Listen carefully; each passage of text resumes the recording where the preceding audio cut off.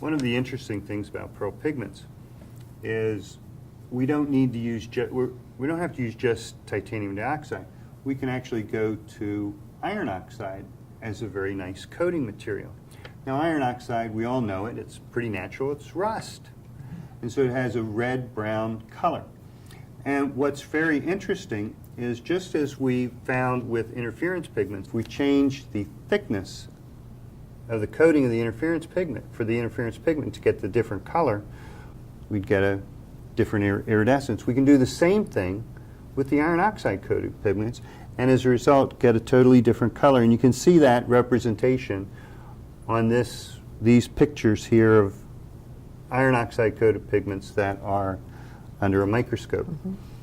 As we increase the coating of iron oxide on our pigments, we can go from our Eldorado satin bronze, in this case, to our Eldorado red-brown glitter, to our Eldorado satin wine red, and to our Eldorado mauve. Each color gets more intensely red. We go from a beautiful bronze to a deep, deep burgundy, all by simply changing the thickness of the iron oxide coating. One of our most fascinating colors is our Eldorado brine, which has the similar properties of being an iron oxide coated mica, but it's actually quite unique because in this case we're adding iron oxide, we get the reddish brown color, and I'm going to apply it here, and you can see that this one's different.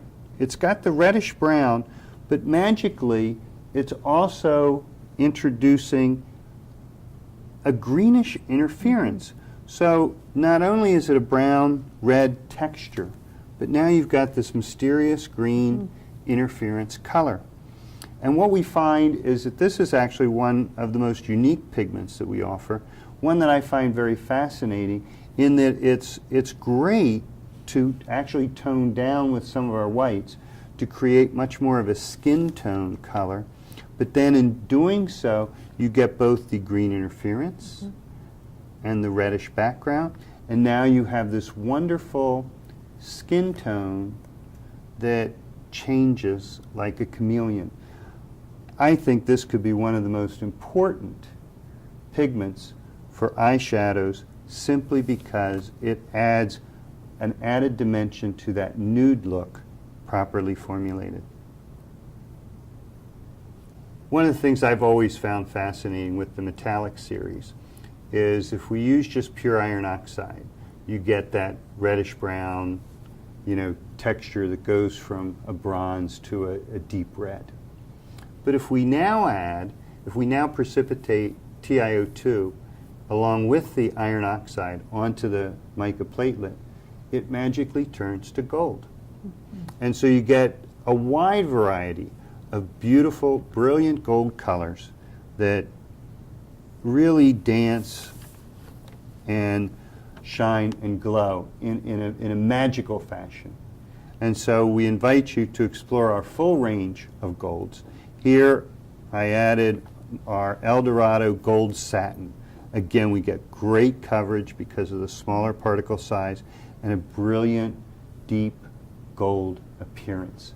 So we invite you again to explore our entire gold range, and whether we work with our mica-based products or our synthetic mica or our glass-based products, the principles that we've just spoken with in this whole introduction of the mica system will flow through.